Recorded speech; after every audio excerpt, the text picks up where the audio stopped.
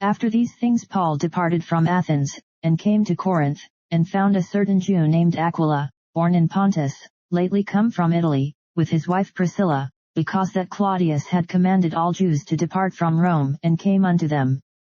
And because he was of the same craft, he abode with them, and wrought, for by their occupation they were tent makers. And he reasoned in the synagogue every Sabbath, and persuaded the Jews and the Greeks. And when Silas and Timotheus were come from Macedonia, Paul was pressed in the Spirit, and testified to the Jews that Jesus was Christ. And when they opposed themselves, and blasphemed, he shook his raiment, and said unto them, Your blood be upon your own heads, I am clean, from henceforth I will go unto the Gentiles. And he departed thence, and entered into a certain man's house, named Justus, one that worshipped God, whose house joined hard to the synagogue. And Crispus, the chief ruler of the synagogue, believed on the Lord with all his house, and many of the Corinthians hearing believed, and were baptized.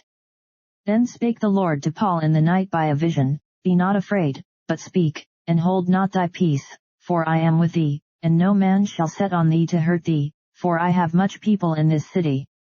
And he continued there 1 year and 6 months, teaching the word of God among them. And when Gallio was the deputy of Achaia, the Jews made insurrection with one accord against Paul, and brought him to the judgment seat, saying, This fellow persuadeth men to worship God contrary to the law.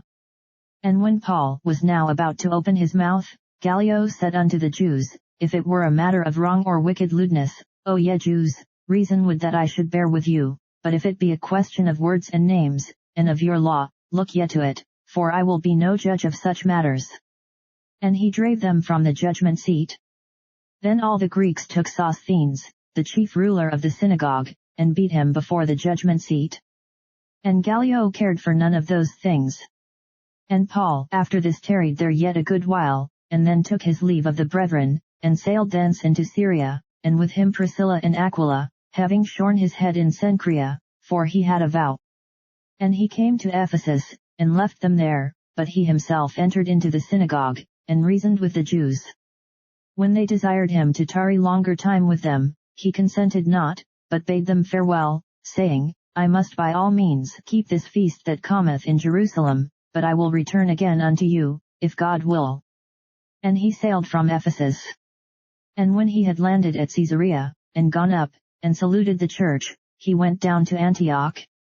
And after he had spent some time there, he departed, and went over all the country of Galatia and Phrygia in order, strengthening all the disciples.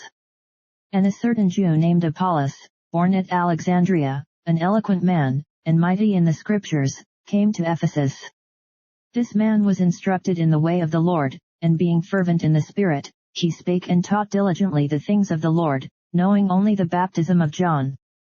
And he began to speak boldly in the synagogue, whom when Aquila and Priscilla had heard, they took him unto them, and expounded unto him the way of God more perfectly.